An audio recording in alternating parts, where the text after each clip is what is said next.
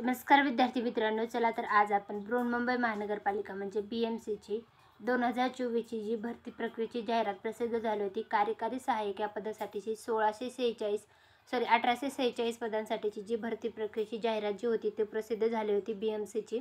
तर TCS ION या कंपनीद्वारे जाहिरात प्रसिद्ध करण्यात आली होती. तर त्याच्यासाठी ऑनलाईन पद्धतीने अर्ज मागवण्यात आले होते आणि त्या पदासाठीची जी परीक्षा आहे तर ती TCS मार्फतच 2 डिसेंबर 2024 ते 12 डिसेंबर 2024 या कालावधीमध्ये पार पाडण्यात आलेली आहे.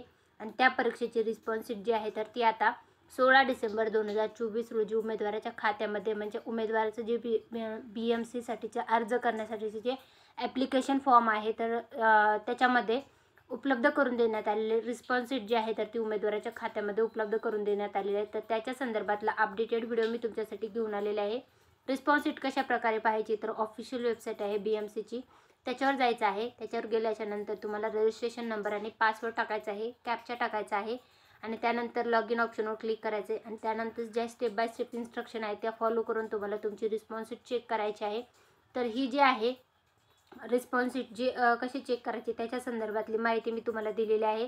तर अशाच प्रकारे तुम्हाला BMCची तुमची रिस्पॉन्स शीट चेक करता येणार आहे.